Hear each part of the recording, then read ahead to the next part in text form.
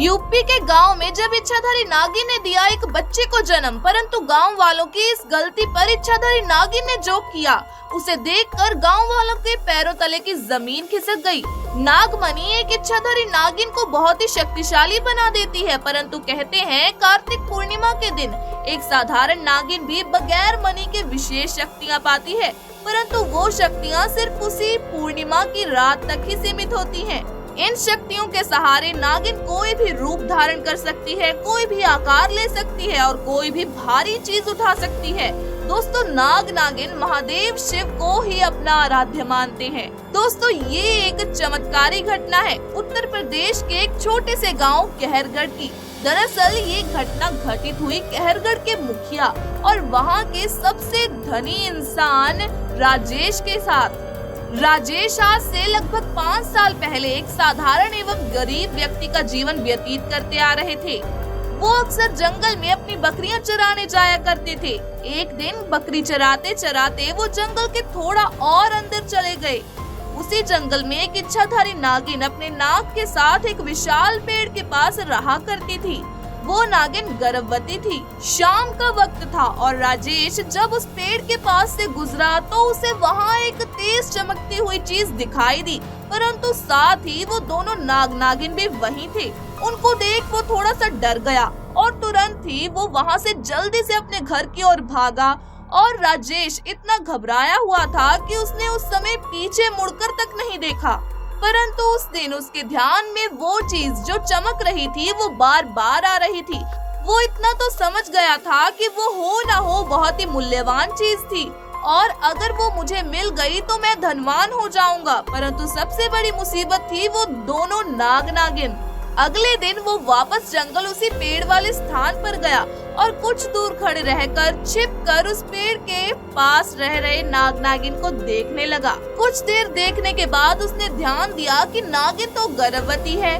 वो उस रात घर आकर सोचने लगा कि ये एक अच्छा मौका है। जब नागिन अपने बच्चों को जन्म देगी तभी वो नागमणि चोरी कर लेगा, क्योंकि उस समय नागिन कमजोर होगी।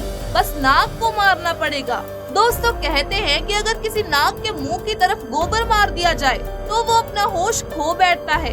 अब राजेश हर रोज गोबर लेकर उस विशाल पेड़ के पास छुपकर सही मौके का इंतजार करने लगा। एक दिन वो मौका भी आया जब नागिन अपने बच्चों को जन्म देने वाली थी। तभी चुपके से राजेश ने नाग के मुंह पर तेजी से गोबर मारा और फिर एक बड़े से पत्थर से नाग को मार डाला। फिर उसने नागिन और उसके बच्चों को भी मार डाला और उस मणि को उठाकर जल्दी से घर की तरफ निकल पड़ा। परंतु उधर नागिन किसी तरह से बच गई थी और बस बेहोश पड़ी थी। जब नागिन को होश आया और उसने अपने बच्चों और अपने पति को मरा हुआ देखा तो उसके दर्द का कोई ठिकाना नहीं रहा।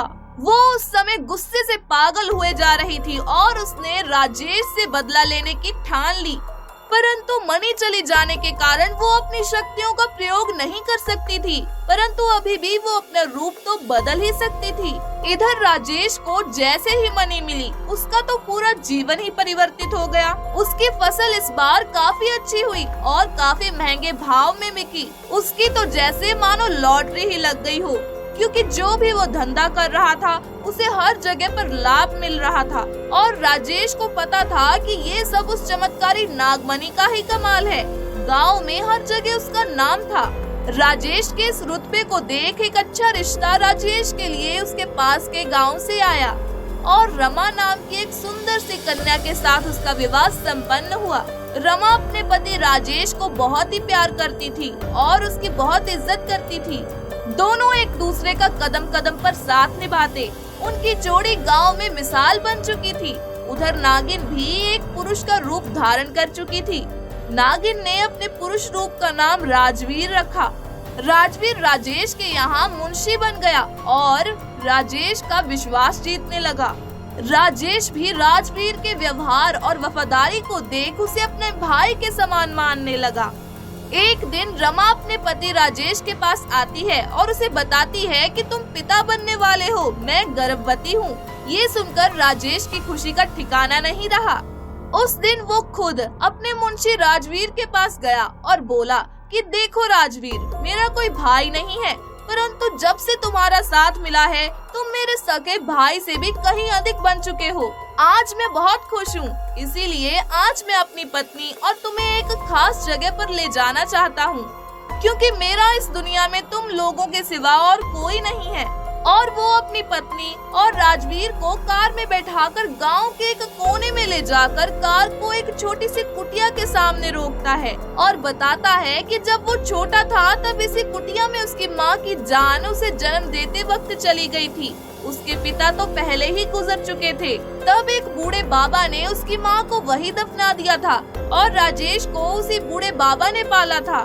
राजेश बताता है कि जब भी उसके साथ कोई बुरी घटना होती या वो दुखी होता तो वो बस इसी कुटिया के पास चला आता। यहाँ पर उसे एक अनोखा सुकून का एहसास होता था। राजेश आगे बताता है कि आज तुम दोनों को मैं इसीलिए यहाँ लाया हूँ क्योंकि तुम दोनों अब मेरी जिंदगी का एक अहम हिस्सा बन चुके हो। दोस्तों, ये सुनकर सभी की आंखों में पानी भर आता है। कुछ देर रुकने के बाद जब वो वापस पहाड़ी से होते हुए घर को जाते हैं तो अचानक उनकी गाड़ी पहाड़ी के एक बड़े से पत्थर से टकराती है और गाड़ी को जोर का झटका लगता है, जिसके कारण राजेश तो कार में ही फंसा रहता है, परंतु उसकी पत्नी रमा पहाड़ से नीचे गिरकर एक पेड़ पर अटक जाती है और उस पेड़ के ठीक नीचे एक गहरी खाई थी। दोस्तों, वो रात कार्तिक पूर्णिमा की रात थी। राजवीर अपनी शक्तियों को पाकर पुनः नागिन रूप धारण कर लेता है। राजेश राजवीर को देखकर चौंक जाता है क्योंकि राजवीर अब पुनः नागिन के रूप में बदल गया था। वो नागिन राजेश को बताती है कि कैसे ठीक इसी तरह वो भी इसी स्थिति में फंसी थी जब राजेश ने उसका पूरा घर संसार लूट लिया था, उसके पति और बच्चों को मारकर, और आज मेरे पास बदला लेने का मौका है।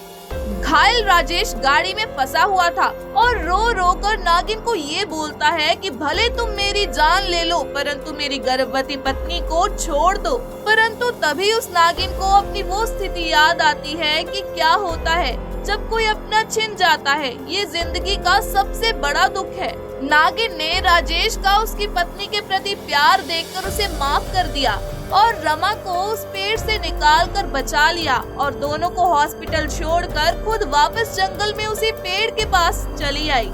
जब राजेश हॉस्पिटल से स्वस्थ होकर अपनी पत्नी के साथ घर वापस लौटा तो उसे अपनी गलती का एहसास हुआ और उसने जाना कि उसने जो भी किया वो कितना गलत था। वो नागमणि को लेकर उसी विशाल पेड़ के पास वापस गया और उस पेड़ के पास उस नागमणि को रख कर फूट फूट कर रोने लगा और शाम को घर वापस आ गया। दोस्तों, कभी कभी इंसान लालच में इतनी बड़ी गलती कर बैठता है कि फिर उस गलती को कभी भी ठीक नहीं किया जा सकता और बस अंत में पछतावा ही रह जाता है। कैसी लगी आपको आज की वीडियो? हमें कमेंट सेक्शन में जरूर बताएं।